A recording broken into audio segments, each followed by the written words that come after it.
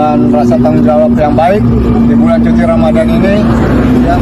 Dan ini bukan hal yang baru bagi kami menghadapi orang seperti kamu. Tapi lain cerita kalau sama orang Kristen hanya diperdamaikan saja. Dia membawa-bawa nama warga. Belum tentu warga yang punya inisiatif, punya pemikiran yang semacam itu. Jangan-jangan dia sendiri atau ada orang di belakang. Dan di hadapan saudara ada seorang yang pakai peci seperti itu dan memakai gamis. Dan dengar kabar mereka ini adalah kelompok para pemuda yang menutup gereja atau melarang orang beribadah di gereja, dan mereka sempat membuka atau melepaskan nama gereja itu, papan nama gereja itu. Mereka sempat melepaskan itu, bagaimana keteguhan mereka, semangat mereka untuk menutup, melarang orang beribadah di gereja itu. Nah, teman-teman, apa tanggapan saudara melihat hal ini, kejadian ini? Dan hal ini terjadi beberapa hari yang lalu, dan tentu kita melihat di hari-hari ini bahwa saudara kita orang Islam, mereka sedang berpuasa seperti itu. Mereka sedang berpuasa, dan ini adalah bulan suci seperti itu ya, bulan suci Ramadan, bulan puasa, dan mereka mengotori ya, mereka mencemari image itu dengan kelakuan-kelakuan, sikap-sikap yang seperti ini. Saya percaya bahwa ini hanya oknum saja, tidak semua seperti itu, hanya beberapa saja dan seperti orang-orang semacam ini. Nah, teman-teman, apa tanggapan saudara setelah melihat sikap seperti ini? Nah, oleh karenanya saya ajak kita terlebih dahulu melihat video berikut ini. Dan nanti saudara boleh memberikan masukan dan tanggapan saudara setelah melihat secara full video ini, sehingga saudara boleh memberikan kesimpulan dan saudara boleh menyatakan apa. Oke, mari kita lihat dulu cuplikan video berikut. Nggak ada, kamu harus ngomong. Yang kami dengar, Kamu jangan buat kami keras seperti kamu kemarin. Dan ini bukan hal yang baru bagi kami menghadapi orang seperti kamu. Ya, ini banyak pendeta kami bawa ke sini supaya bisa mengatasi kami. Maaf Pak, ya, kita hargai, kita jaga aman. Ya, ngomong kamu, apa alasanmu? Kenapa kamu tiba-tiba anggota ke sini untuk mengganggu, memberhentikan orang jangan sampai ada ibadah di sini? Adakah kami pergi melarang kamu sholat di sana? Bicara, apa alasanmu? Ya, saya ikut-ikutan gitu. Ikut-ikutan siapa? Ya, warga. Warganya mana?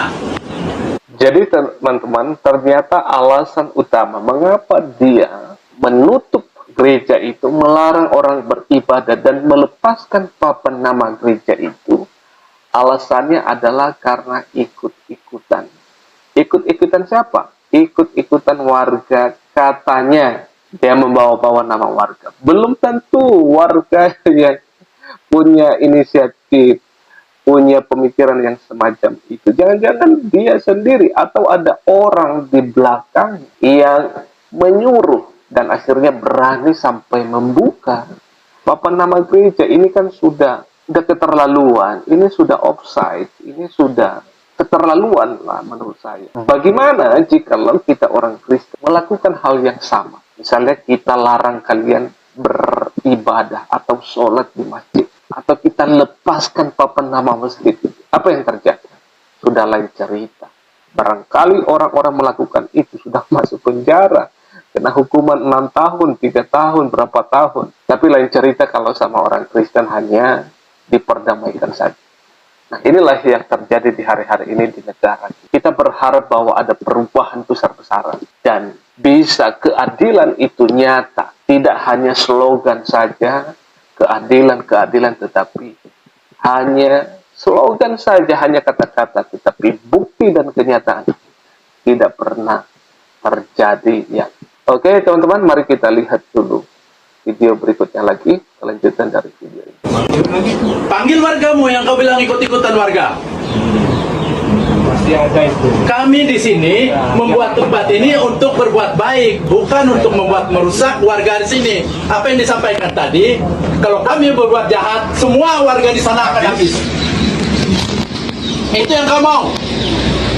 Apa alasanmu? Saya suruh. Siapa yang ngancam? Ada, orang di belakangmu pasti ada. Tanya aja dia baik-baik. Apa alasannya? Kok tiba-tiba emosi?